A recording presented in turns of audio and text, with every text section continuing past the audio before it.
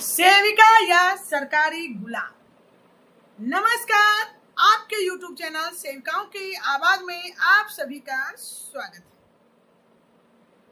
Mobile छूने से भी डर लगता है।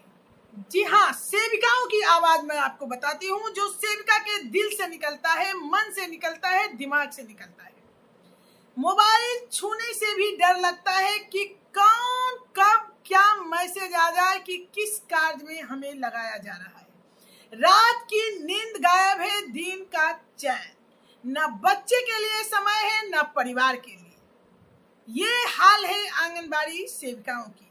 लेकिन उसके हाल को समझने के लिए एक पत्रकार, एक संपादक ने एक बहुत ही अच्छा अपने संपादकीय में लिखा है। चलिए मैं उसे दिखाती हूँ कि कोई तो समझने वाला है। सरकार की हर काम जो क्षेत्र से संबंधित हो उसे सेविका ही पूरा करती है। ये बात सरकार भी जानती है और सरकारी पदाधिकारी भी।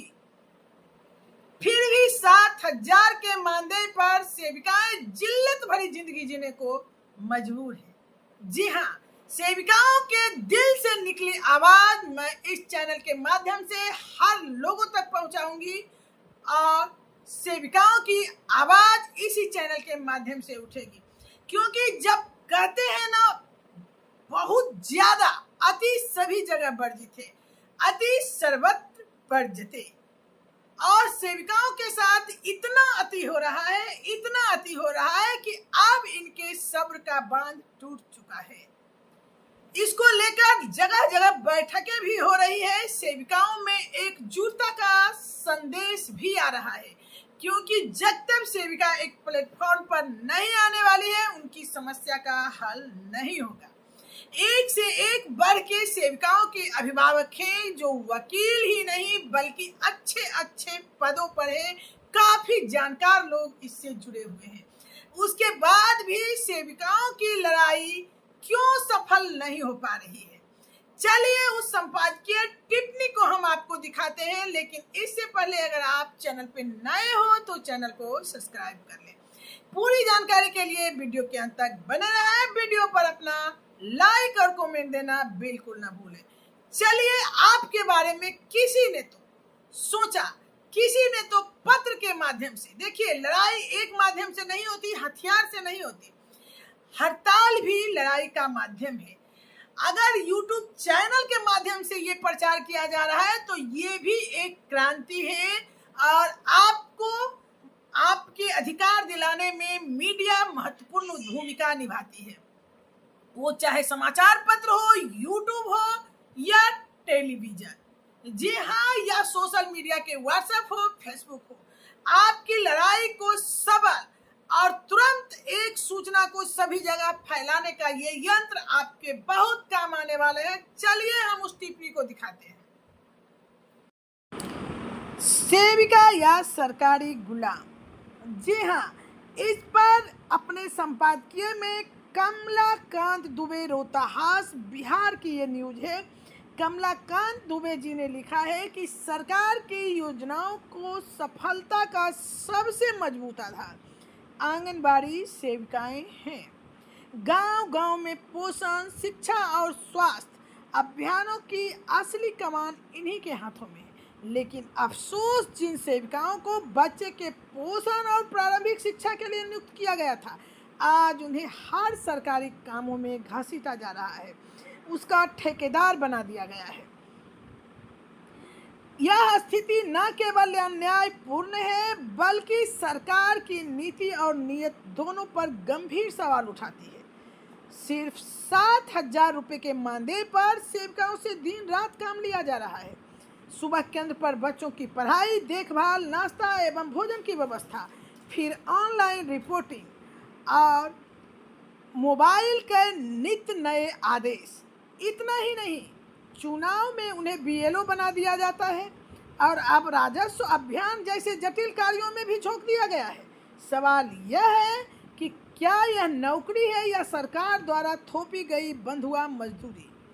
आज मोबाइल सेविकाओं के लिए सुविधा नहीं बल्कि भय का प्रतीक बन गया है।